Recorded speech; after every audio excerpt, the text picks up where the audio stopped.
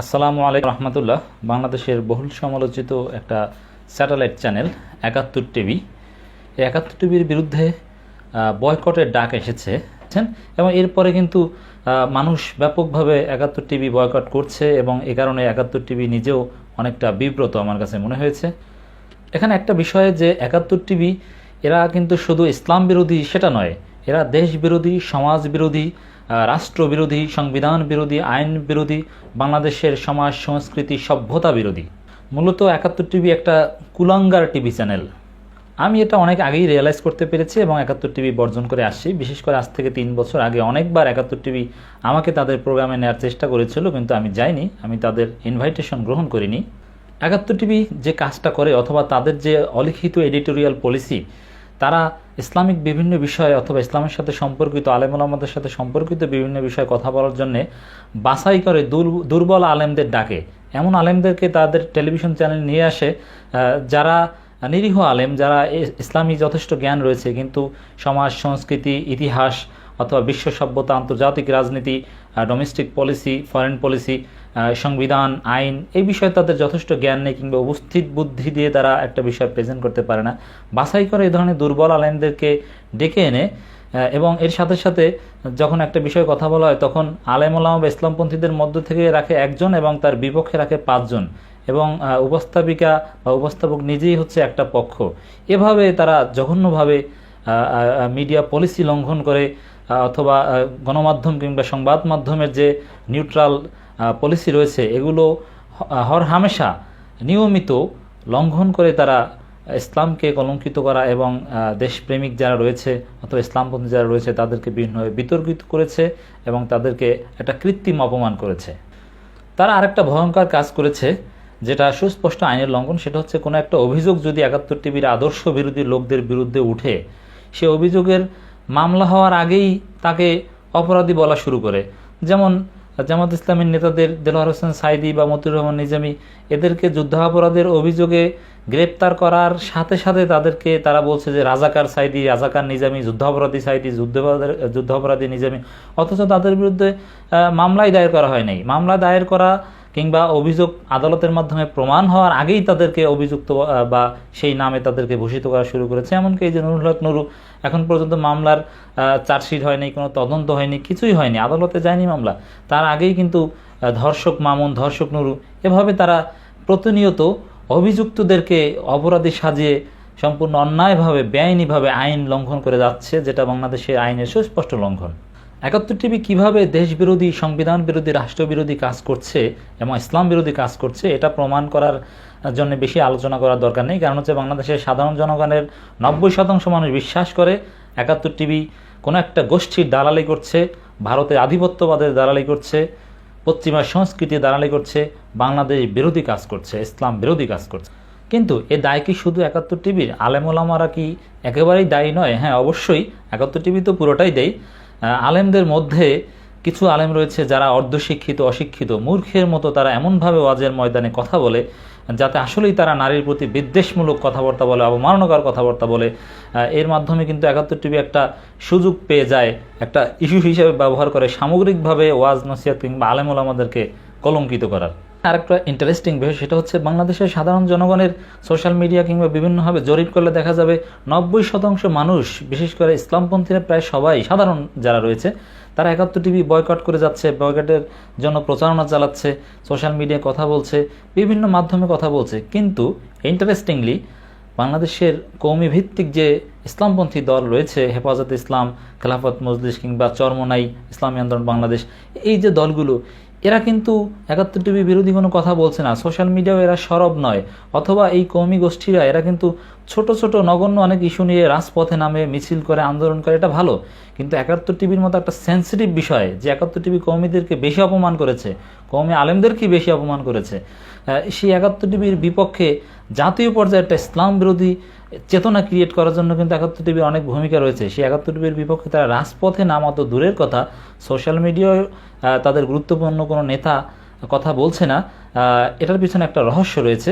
এর মূলত কারণ হচ্ছে যে এই ৭১ টিভির বিপক্ষে ইসলামপন্থীদের মধ্যে সর্বপ্রথম কলম ধরেছে শাহ আহমদুল্লাহ।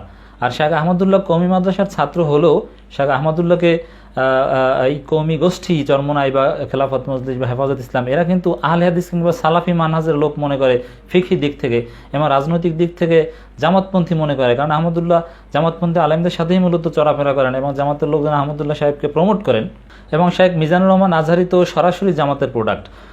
অতএব শেখ আহমদুল্লাহ এবং মিজানুর রহমান আজহারি যে বিষয়টা ডাক দিয়েছে প্রথম ইসলামপন্থীদের মাধ্যমে, তাদের ডাকে সাড়া দিয়ে কওমি মাদ্রাসার লোকজন অথবা এই ইসলামপন্থী কওমি ভিত্তিক রাজনৈতিক দলগুলো মাঠে নামবে, আন্দোলন করবে, সোশ্যাল মিডিয়া ৭১ টিভি বিরোধী প্রচারণা চালাবে, এ ধরনের মানসিকতা বা এ ধরনের উদারতা তারা অর্জন করতে পারেনি।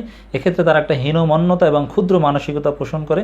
এর মানে এই গোষ্ঠীটা তাদের গোড়ামির কারণে, তাদের মধ্যে উদারতার অভাবের কারণে, ভিন্ন মত বা ভিন্ন মতে আলেমদের সহ্য করার যে সুন্নতি পদ্ধতি রয়েছে এগুলো থেকে দূরে থাকার কারণে এই গোষ্ঠীটা কিন্তু জাতির বৃহত্তর স্বার্থে, দেশের স্বার্থে, সংবিধানের স্বার্থে, গণতন্ত্রের স্বার্থে, ইসলামের বৃহত্তর স্বার্থে এক হয়ে ৭১ টিভি বিরুদ্ধে প্রচারণায় অংশ নিতে পারছে না বা অংশ নিচ্ছে না, যেটা তাদের মারাত্মক হীনমন্যতার একটা বহিঃপ্রকাশ। ৭১ টিভি বয়কটের কথা সবাই বলছে, বয়কট অনেকে বিভিন্নভাবে করছে, কিন্তু এই বিষয়ে কেউ কথা বলছে না বা সাধারণ জনগণ জানে না যে কিভাবে ৭১ টিভিকে বয়কট করলে ৭১ টিভির আর্থিক ক্ষতি হবে, তারা আসলেই ক্ষতিগ্রস্ত হবে। আমি বললাম বয়কট ৭১ টিভি আমি দেখব না, তারা কিন্তু এতে মারাত্মক ক্ষতিগ্রস্ত হবে না। এমনভাবে ৭১ টিভিকে বয়কট করতে হবে যারা আর্থিকভাবে ক্ষতিগ্রস্ত হয়, তারা যেন উপলব্ধি করতে পারে আমাদের নিউজ বা আমাদের চ্যানেলের কাছে কোনো গ্রহণযোগ্যতা জনগণের কাছে নেই। এই কার্যকরভাবে ইফেক্টিভলি ৭১ টিভিকে কীভাবে বর্জন করা যায়, এটা হচ্ছে প্রথমে যে কাজটা করতে হবে সেটা হচ্ছে ৭১ টিভির বিরুদ্ধে বা এই বয়কটের পক্ষে সোশ্যাল মিডিয়ায় ব্যাপক প্রচারণা চালাতে হবে এবং হ্যাশট্যাগ ব্যবহার করতে হবে। হ্যাশট্যাগ বয়কট চ্যানেল 71 বা ৭১ টিভি এভাবে লিখতে হবে। হ্যাশট্যাগের কিন্তু একটা বিশেষ গুরুত্ব রয়েছে এই বয়কটের ক্ষেত্রে। হ্যাশট্যাগ ছাড়া এমনিতে প্রচারণা চালালে তার গুরুত্ব অনেকটা কম। এবং তাদের যে ইউটিউব চ্যানেল এটা আনসাবস্ক্রাইব করতে হবে। এর কারণ হচ্ছে এই ৭১ টিভি বা যে কোনো টেলিভিশন চ্যানেল ইউটিউবের তাদের ভিডিও বা কন্টেন্টগুলো আপলোড করে গুগল অ্যাডসেন্সের মাধ্যমে হিউজ অ্যামাউন্টের টাকা ইনকাম করে।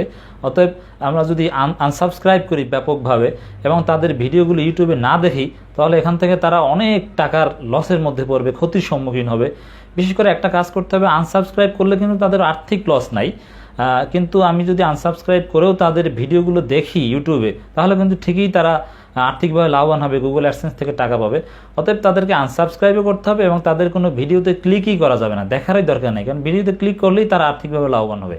এবং যারা ইসলামপন্থী বা দেশপ্রেমিক রয়েছে, এরকম কোম্পানির মালিক, তাদের উচিত তাদের পণ্যের কোনো অ্যাড ৭১ টিভিতে না দেয়া, তাহলে ৭১ টিভি মারাত্মকভাবে ক্ষতিগ্রস্ত হবে। এবং এই ইউটিউব থেকে, গুগল থেকে টাকা না পাওয়া এবং অ্যাডসেন্স বা বিভিন্ন কোম্পানির, দেশীয় কোম্পানির অ্যাড যদি তারা না পায় বা কম পায়, তাহলে কিন্তু ৭১ টিভির কর্মীদেরকে বেতন দিতেও এক পর্যায়ে ভর্তুকি দেওয়া লাগবে, হিমশিম খাবে। এবং এই ৭১ টিভি কর্তৃপক্ষ তারা যদি ইসলামপন্থী বা দেশপ্রেমিক কোনো নাগরিকের কাছে কোনো একটা বিষয়ে সাক্ষাৎকার নিতে আসে অথবা তাদেরকে টকশোর জন্য ডাকে, কারোই সাড়া দেওয়া উচিত না, যাওয়া উচিত না। একপাক্ষিকভাবে এভাবে যদি তারা কোনো রিপোর্ট প্রকাশ করে, তাহলে স্বাভাবিকভাবে সেই রিপোর্টের কোনো ভ্যালিডিটি থাকবে না। এর মানে তাদের কাছে সাক্ষাৎকারও দেওয়া যাবে না, তাদের টকশোতেও যাওয়া যাবে না, তাতে তারা মারাত্মকভাবে একটা ক্ষতির সম্মুখীন হবে। এবং আরেকটা কার্যকর পন্থা ৭১ টিভিকে ক্ষতিগ্রস্ত করার, সেটা হচ্ছে সিটিজেন জার্নালিজমের কনসেপ্ট গ্রো করা। এর মানে প্রত্যেকটা ব্যক্তির ফেসবুক আইডি, প্রত্যেকটা ফেসবুক পেজ, ইউটিউব চ্যানেল, এগুলো হবে এক একটা ৭১ টিভি। বিশেষ করে নুরুল হক নুরুর ফেসবুক পেজ, মিজানুর রহমান আজহারির ফেসবুক পেজ, এগুলো কিন্তু ৭১ টিভির চাইতে বেশি মানুষ দেখে, তাদের ভিউয়ার্স ৭১ টিভির চাইতে বেশি। তো এরকম যদি আরও হাজার হাজার পেজ বের করা যায়, যে কোনো একটা নিউজ বা যে কোনো একটা বিশ্লেষণ যদি সেগুলো থেকে করা হয়, তাহলে মানুষ কিন্তু ৭১ টিভি থেকে বা এই ধরনের টেলিভিশন চ্যানেল থেকেই মুখ ফিরিয়ে নেবে। এর কারণ হচ্ছে বর্তমান মানুষ ওই অ্যাডের ফাঁকে ফাঁকে নিউজ দেখা অথবা অ্যাডের ফাঁকে ফাঁকে টকশো দেখা, এগুলো মানুষ টিভি রুমে বসে থাকা, এগুলোতে অভ্যস্ত না। মানুষের কনসেপ্ট চেঞ্জ হয়ে গেছে, তারা সব কিছু সোশ্যাল মিডিয়ায় খুঁজছে, তারা ইউটিউবে দেখছে, ইন্টারনেটের মাধ্যমে দেখছে। এর মানে অল্টারনেটিভ যদি ক্রিয়েট করা যায়, সিটিজেন জার্নালিজম যদি গ্রো করা যায়, তাহলে ৭১ টিভি সহ এই ধরনের আধিপত্যবাদ অথবা এই ধরনের দালাল মিডিয়াগুলো কিন্তু মারাত্মকভাবে মার খাবে এবং তাদের কার্যক্রম স্বাভাবিক গতিতে চালাতে পারবে না, মানুষ তাদেরকে অটো বর্জন করবে। এবং এই ৭১ টিভিকে বর্জন করার ক্ষেত্রে বা বয়কট করার ক্ষেত্রে, তাদেরকে এই দেশবিরোধী কার্যক্রম প্রতিহত করার ক্ষেত্রে বিএনপি, জামাত ইসলামী সহ যারা বড় বড় দেশপ্রেমিক রাজনৈতিক দল রয়েছে, তারা একটা গুরুত্বপূর্ণ ভূমিকা পালন করতে পারে।